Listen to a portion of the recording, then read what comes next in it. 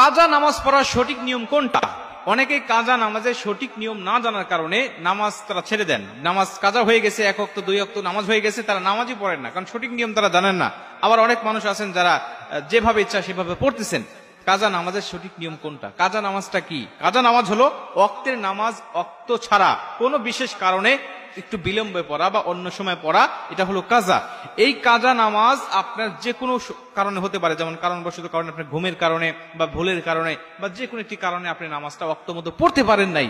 এই নামাজটা বিলম্বে আপনি কিভাবে আদায় করবেন, কিভাবে আপনি পড়বেন, কখন পড়বেন?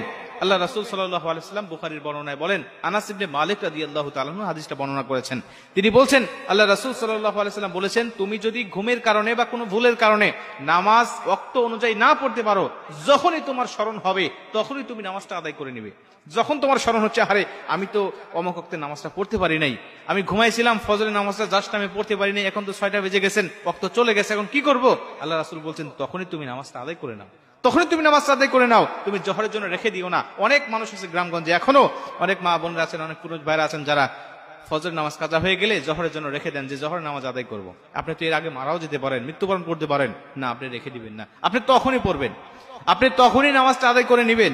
আল্লাহ পাকের কাছে অনুতপ্ত হবেন যে আল্লাহ, আমি জাস্ট টাইমে নামাজটা পড়তে পারি নাই, তুমি আমার নামাজটা কবুল করে নাও। অনুতপ্ত হয়ে যখন আপনি তখন নামাজটা আদায় করে নেবেন, আল্লাহ পাক তখন সঙ্গে সঙ্গে আপনার নামাজটা কবুল করে নেবে।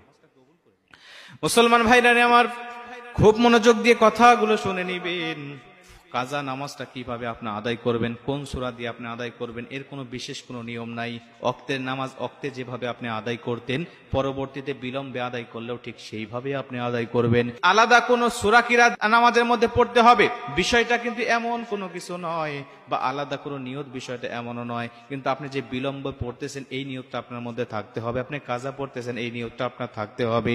আপনি জাস্ট টাইমে পড়তে পারেন নাই, এর একটা অনুতপ্ত আপনার ভিতরে কাজ করতে হবে। আল্লাহ পাকের কাছে একটি অনুতপ্ত আপনি দেখাবেন যে মালিক, আমার উপরে যেই ওয়াক্তে নামাজটা ফরজ ছিল ওই ওয়াক্তে আমি পড়তে পারি নাই, বিলম্বে পড়তেছি, আল্লাহ তুমি আমার উপরে রাগান্বিত হইও না, আয় আমার মালিক তুমি আমাকে ক্ষমা করে দাও। এই অনুভূতিটা ভিতরে নিয়ে আপনি কাজা নামাজটা আপনি আদায় করবেন। যদি আপনার একাধিক নামাজ কাজা হয়ে যায়, যেমন জোহর, ফজর, আপনার আসর, মাগরিব 4 ওয়াক্ত নামাজ কাজা হয়ে গেছে, এরপরে আপনি সময় পেয়েছেন বা মনে হয়েছে এশার নামাজের সময় আপনি কোন নামাজটা আগে পড়বেন, মুফাসসিরিন ইকরামরা বলেন সর্বপ্রথম তুমি ফজরের নামাজটা পড়বে, তারতিব হিসাবে আগের নামাজ আগে পড়ে নিবে, এরপরে জোহর, এরপরে আসর, এরপরে মাগরিব তুমি আদায় করে নিবে। কথার কথা, আপনি ফজরের নামাজটা পড়তে পারেন নাই, আসর পারেন নাই, জোহর পারেন নাই, মাগরিব পারেন নাই, ইশার সময় মনে হয়েছে মসজিদে চলে গিয়েছেন, গিয়ে দেখতেছেন ইমাম সাহেব